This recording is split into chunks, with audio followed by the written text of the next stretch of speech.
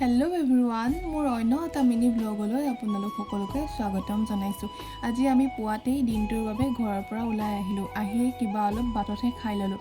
আহি পাই গ'লোহি নামদাং শিলৰ সাঁকো। শিলৰ সাঁকো ওপৰত আমি ক'ত গৈ আছোঁ? পোনপ্ৰথমে আহিলোঁ আমি শিৱদৌললৈ বুলি। দৌলত সেৱা জনাই দৌলৰ চাৰিওকাষে ঘূৰি ফুৰিছোঁ। এইবাৰ আগবাঢ়িছোঁ বিষ্ণুদৌলৰ দিশে। তাতো সেৱা জনাই আমি তাৰ পৰা ওলাই দিলোঁ। পুখুৰী পাৰে পাৰে গৈ পুখুৰীৰ পাৰত এখন্তেক ৰ'লোঁ। পুখুৰীৰ মনোমোহা দৃশ্য উপভোগ কৰোঁ বুলি। এইবাৰ আহিছোঁ আমি কাৰেংঘৰলৈ বুলি। আমি আহি কাৰেংঘৰ পাই গ'লোহি। কাৰেংঘৰত তল ওপৰ আমি সকলো ঘূৰিছোঁ।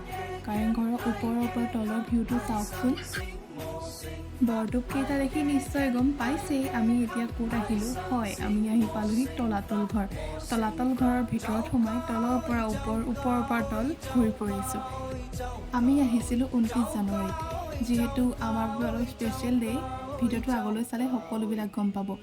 মেডাম মেফিলৈ মাজত মাত্ৰ এটা দিন, সেয়েহে যথেষ্ট মানুহৰো ভিৰ। এইবাৰ আহিলোঁ তলাতল ঘৰৰ সন্মুখত থকা দোকানকেইখনলৈ বুলি দুই এপদ বস্তু ল'লোঁ। ইফালৰ পৰা সিফাল ঘূৰি ফুৰোঁতে আমাৰ যথেষ্ট সময়ো হৈছিল। সেয়েহে ভোক লগাত আমি ফুড আড্ডাতে লাঞ্চৰ অৰ্ডাৰ কৰিলোঁ। তাতে আমি ল'লোঁ ডাক ড্ৰাই ফ্ৰাই এণ্ড থালি। অৱশেষত আমি পাই গ'লোহি ৰংঘৰ। ৰংঘৰৰ ভিতৰৰ দিশে আগবাঢ়িছোঁ।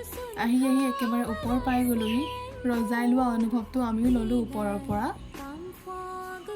ৰংঘৰৰ কাষতে আমি অলপ সময় বহিলোঁ। দুই এটা ৰীলো বনাই ল'লোঁ। সেইদিনাখন আছিল 29 জানুৱাৰী, আমাৰ ছেকেণ্ড এংগেজমেণ্ট এনিভাৰ্চাৰী। সেয়েহে ইজনে আনজনক সময় দিবলৈ বুলি চেষ্টা কৰিলোঁ। এইবাৰ আমি শিৱসাগৰক বাই বাই জনাই আহি পাই গ'লোহি আমাৰ যোৰহাট। যোৰহাটত আহিয়ে আমি ঘৰত কিবা অলপ স্পেচিয়েল কৰোঁ বুলি পেষ্ট্ৰিকে লৈ ল'লোঁ। আজিলৈ ইমানেই। যদিহে মোৰ ভিডিঅ'টো চাই ভাল লাগিল তেনেহ'লে লাইক কমেণ্ট কৰিব। আজিলৈ আহিছোঁ, বাই।